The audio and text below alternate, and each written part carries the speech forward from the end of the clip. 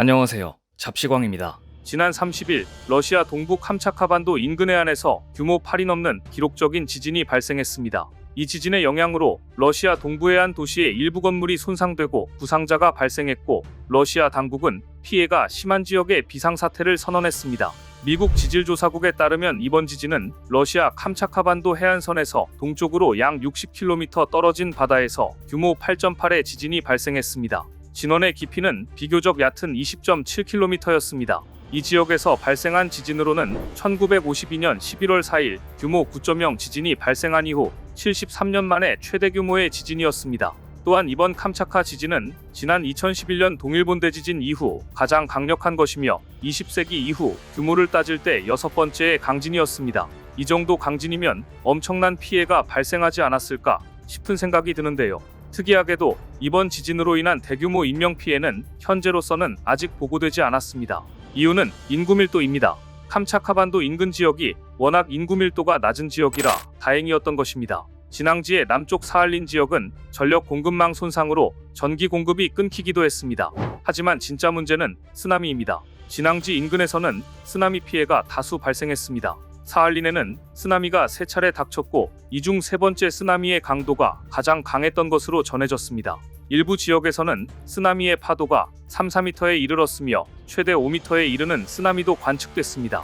러시아 현지 소셜미디어에는 집안에 물건들이 떨어지고 해안의 건물이 덮쳐온 바닷물에 잠기는 장면이 담긴 동영상이 올라오기도 했습니다. 그런데 이번 캄차카 대지진으로 러시아보다 더 깜짝 놀란 나라는 일본이었습니다.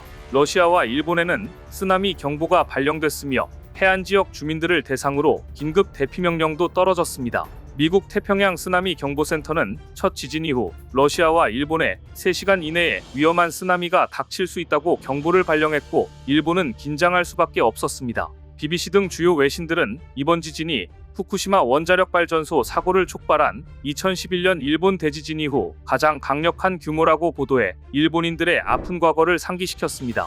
또 과학자들이 규모를 하향 조정하지 않으면 역대 최대 규모의 지진 리스트에 이름을 올릴 것이라며 이날 지진보다 규모가 강력했던 20세기 지진 사례를 전했습니다. 1900년대 이후 세계에서 가장 큰 규모의 지진은 1960년 칠레 대지진으로 규모 9.5였습니다. 1960년 5월 22일 칠레 남부 발디비아 지역에서 발생한 강진으로 1,655명이 사망하고 200만 명이 넘는 이재민이 발생했습니다. 2011년 일본 동일본 지진의 규모는 9.1이었습니다. 동일본 대지진 당시 15m 높이의 쓰나미가 내륙을 삼켰으며 1만 5천 명이 사망하고 13만 명의 이재민이 발생했습니다. 일본 동일본 지진은 이날 캄차카반도에서 발생한 지진보다 약 2.8배 강력한 것이었고, 지진의 영향으로 후쿠시마 원전 사고가 일어났던 것입니다.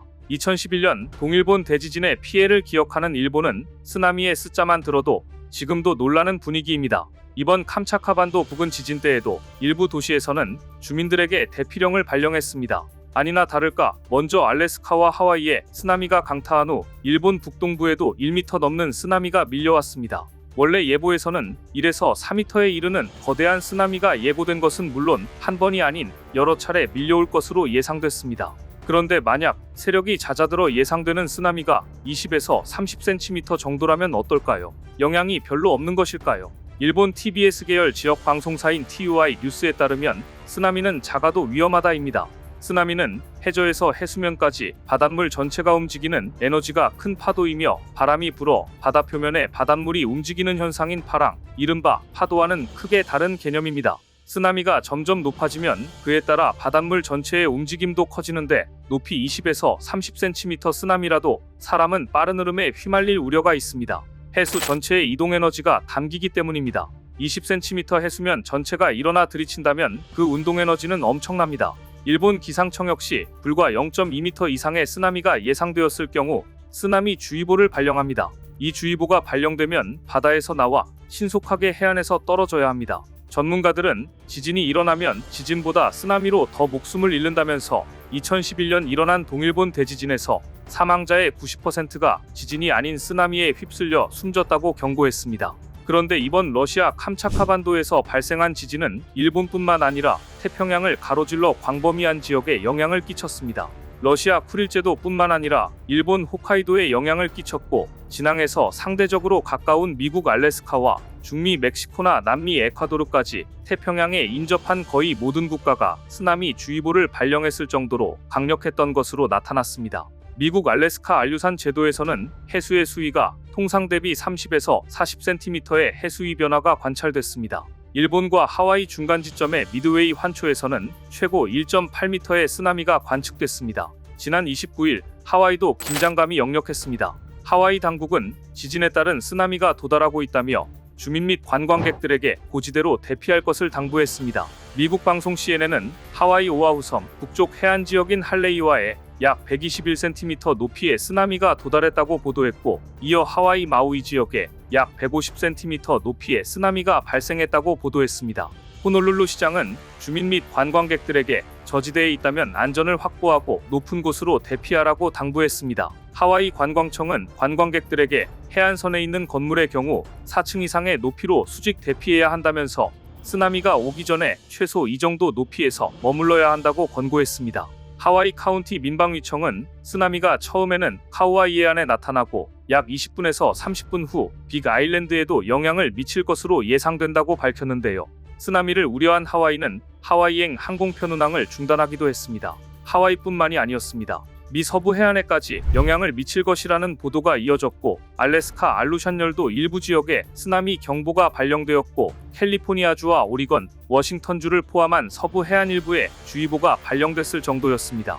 심지어 진앙지와 9,000km 이상 떨어진 뉴질랜드에서도 예상 못한 해류나 해수면 상승이 있을 수 있다면서 주민들에게 주의를 당부했습니다. 쓰나미가 얼마나 무서웠는지 일본은 후쿠시마 원전 오염수 방류까지 잠시 중단했습니다. 러시아 캄차카반도 인근 강진 영향으로 일본의 쓰나미가 예고되면서 도쿄전력이 후쿠시마 원전 오염수 방류를 중단했습니다. 또한 후쿠시마 제1원전 군의 작업원에 대해 대피 지시를 내렸습니다.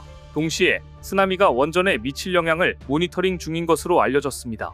앞서 도쿄전력은 지난 14일부터 다음 달 1일까지 오염수 약 7,800톤을 해수로 희석해 바다로 방출할 계획이라고 발표한 바 있습니다. 캄차카반도의 대지진이 일어나고 일본이 쓰나미 주의보로 바짝 긴장했던 날, 일본 니케이 지수는 4744.53의 거래를 시작해 한때 4556.61로 지수가 떨어지기도 했습니다. 동일본 대지진으로 후쿠시마 원전이 타격을 입었던 그때가 생각났던 일본은 적잖이 긴장했던 것입니다. 하지만 이 와중에도 일본이 멈추지 않는 게 있었습니다. 바로 독도에 대한 집착이었습니다. 일본 기상청은 캄차카반도에 역대급 지진이 발생하자 홋카이도에서 규슈까지 태평양 연안에 쓰나미 주의보와 경보를 발령했는데, 문제는 일본 기상청 홈페이지에 공개한 쓰나미 경보 주의보 발령 현황 지도였습니다. 쓰나미 경보 지역은 빨간색, 쓰나미 주의보 지역은 노란색, 쓰나미 예상 높이가 20cm 이하인 곳은 파란색으로 표시돼 있었는데, 문제는 독도가 쓰나미 예보 지역에 포함됐다는 점입니다. 동해에 접한 일본 서해안 쪽은 파란색으로 칠해져 있는데, 일본 기상청은 여기에 독도를 포함시켰습니다. 옆에 있는 울릉도는 한국 영토로 구분돼 있었습니다. 일본 기상청은 지도에서 독도를 오키섬으로 명시해 독도가 시마네현 오키제도에 속하는 자국 영토처럼 표기했습니다. 일본 기상청이 독도를 일본 영토처럼 표기한 것은 처음이 아닙니다. 지난해 12월 이시카와현 노토반도 서쪽 바다에서 규모 6.4의 강진이 발생했을 때도 독도를 쓰나미주의보 지역으로 표시해 한국의 반발을 불러왔습니다. 이후 지난해 1월 일본에서 규모 7.6 강진이 발생해 쓰나미 경보가 발령됐을 때도 독도를 쓰나미 경보 주의보 발령 대상 지역에 포함해 발표했습니다. 당시 우리 외교부는 일본 쪽에 엄중하게 항의하고 시정을 요구했지만 여전히 이런 짓을 하고 있는 것입니다. 일본은 지난 15일 공개한 2025년도 방위백서에서도 독도가 자국 고유 영토라고 주장했습니다.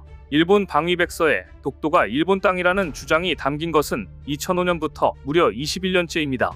일본의 대지진이나 쓰나미가 발생했다고 하면 인도주의적 관점에서 걱정이 되면서도 한편으로는 이런 와중에도 독도에 대한 말도 안 되는 집착과 고집을 부리는 것을 보면 안타까운 마음이 사라지는 건 어쩌면 당연한 것으로 보입니다.